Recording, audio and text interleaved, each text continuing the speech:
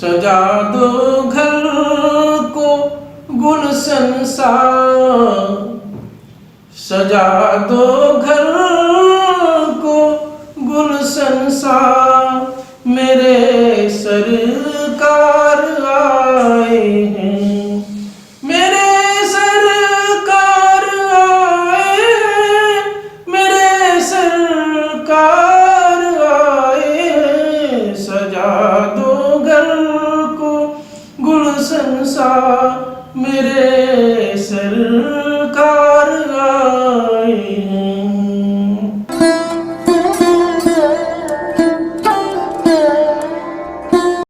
आप सभी को प्रणाम। सत्य सनातन की जय।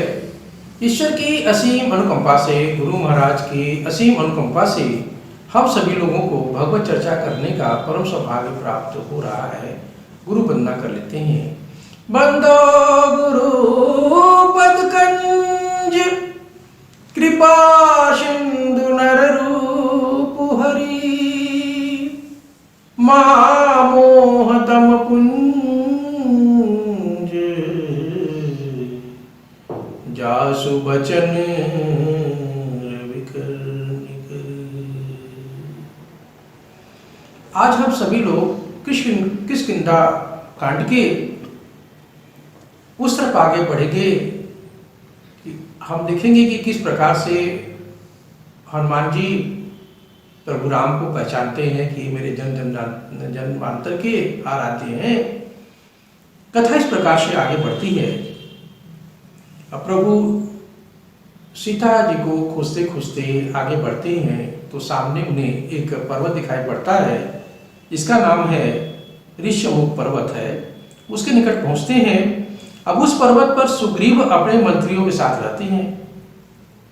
पर्वत पर से सुग्रीव जब उनको देखते हैं तो वो कहते हैं हनुमान जी से, कहते हैं कि अरे हनुमान देखो, कहीं ये बाली के गुप्तचर तो नहीं है जो कि हम लोग की बात जानने या हम लोग को देखने आए कि हम लोग कहाँ पर हैं, किस प्रकार से हैं, किस प्रकार से हम लोग की हानि हो सकती है।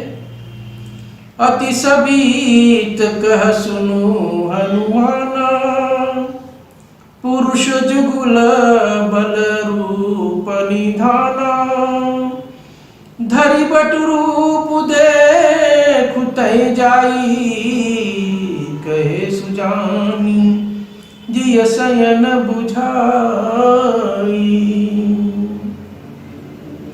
सुग्रीव अत्यंत भयभीत होकर कहते हैं, हे हनुमान, तुम ब्रह्मचारी बनकर पता करो, ये दोनों पुरुष बल और रूप के निधान हैं। सारी बातों को जानकर मुझे इशारा कर देना।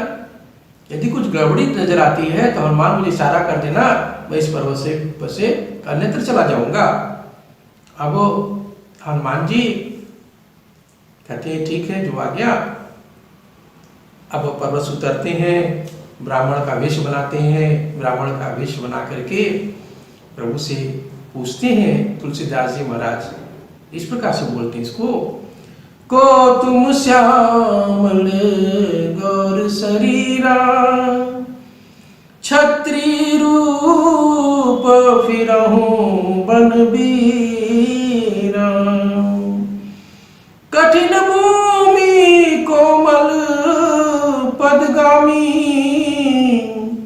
कवन है तो विचरहूं बन स्वामी। अब उनके सुंदर रूप को देख करके पूछते हैं, हे वीर, सांवले और गोरे शरीर वाले आप लोग कौन हैं जो छत्री के रूप में वन में फिर रहे हैं? हे स्वामी, कठोर भूमि पर कोमल चरणों से चलने वाले आप किस कारण वन में विचर रहे हैं? आप नर हैं या नारायण, या जगत के मूल कारण हैं? संपूर्ण लोगों के स्वामी स्वयं भगवान है। आप कौन है, हमें पता है। प्रभु कहते हैं कि हम दशरथ नंदन हैं, पिता के वचन का मान रखने के लिए हम वन में घूम रहे हैं।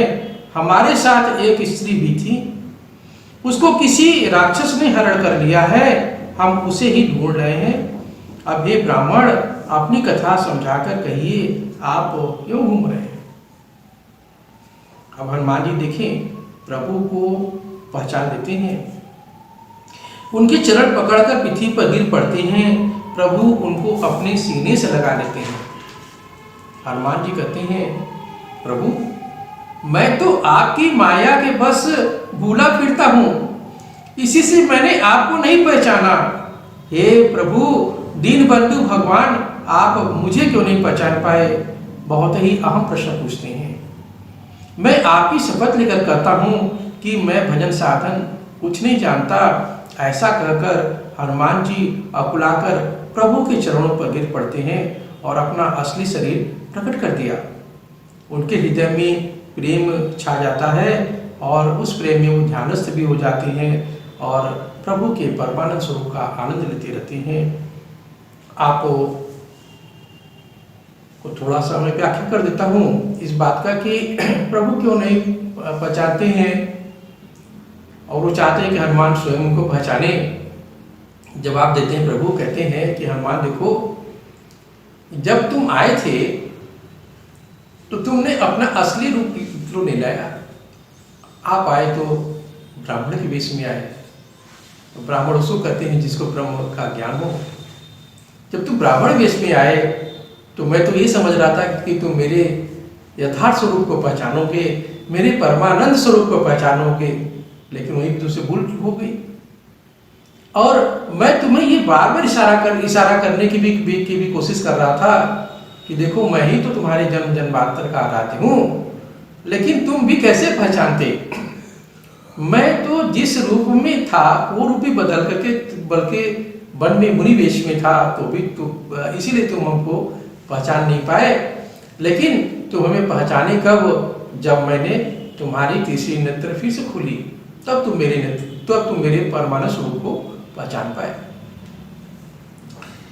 आगे तुलसीदास जी महाराज कहते हैं, सो अनन्य जाकेसी मति न टरई हनुमंत, मैं सेवक सचराचर रूप स्वामी भगवंत।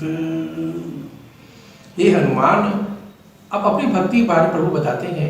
हे हनुमान, अनन्य वही है जिसकी बुद्धि कभी नहीं टलती कि मैं सेवक हूँ और यह चराचर जड़ चेतन जगत मेरे स्वामी भगवान का रूप है। भगवान हनुमान जी कहते हैं प्रभु के इस पर्वत पर, कहते हैं प्रभु इस पर्वत पर वानर राज सुग्रीव रहते हैं, वह आपके दास हैं। हे नाथ, उनसे मित्रता कीजिए और उन्हें दीनहीन जान करके निर्भय कर दीजिए। वह माता की सीता की खोज कराएंगे और जहाँ तहाँ करोड़ों वानरों को भेज सकते हैं वो। इससे आपका कार्य सुलभ हो जाएगा। फिर प्रभु श्री राम और लक्ष्मण को सुग्रीव के पास ले जाते हैं। अब पहले सुग्रीव जो है उनके रूप को देखते हैं, मन भावन रूप को देखते हैं। ब्रह्मांड के स्वामी सामने खड़े हैं, उनके चरणों में सुग्रीव गिर पड़ते हैं और प्रभु ने आदर से उठा के सीने से भी लगाते हैं। अब लक्ष्मण जी उनसे गले मिलते हैं। सुग्रीव मन ही मन सोच रहे हैं, क्या ये मुझसे प्रीति करेंगे? तुलसीदास जी महाराज कहते हैं, तब हनुमंत उभय दिशि की सब कथा सुनाई, पावक साखी दे करी जोरी प्रीति दृढ़ाई। हनुमान जी ने दोनों ओर की सारी कथा बताई एक दूसरे को और अग्नि को साक्षी देकर परस्पर उनकी मैत्री करा दी।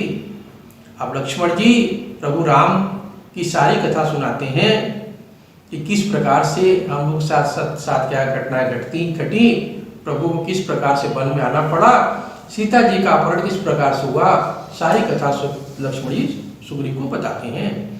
ये सुनकर के सुग्रीव जी के नेत्रों में जल भर आता है और वो कहते हैं, हे नाथ, मिथिलेश कुमारी मिल जाएगी। एक बार मैं यहाँ मंत्रियों के साथ इस पर्वत पर बैठ करके मंत्रणा कर रहा था, तब मैंने सीता जी को आकाश मार्ग से जाते हुए देखा। वो विलाप कर रही थी और किसी शत्रु के बस में थी वो। उन्होंने अपना एक वस्त्र नीचे गिरा दिया था और वही हम लोग के पास पड़ा हुआ है, आप चाहे तो उसे देख लें। प्रभु आज्ञा देते हैं, कहते हैं ले करके आओ। जैसे ही वस्त्र सामने आता है, प्रभु पहचान लेते हैं और सीते सीते कह करके भावुक हो जाते हैं।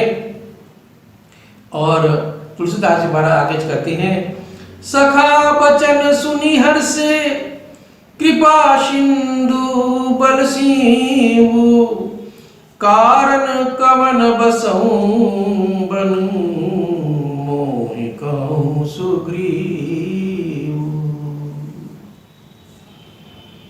अब सुग्रीव कहते हैं, सुग्रीव हमें बताओ तुम इस पर्वत पर क्यों रहते हो? तुम तो राजा खानदान के हो, तुम्हारा तो राजपाट चलता है, यहाँ कैसे आए हो? अब इसके आगे कथा आपको अगले एपिसोड में।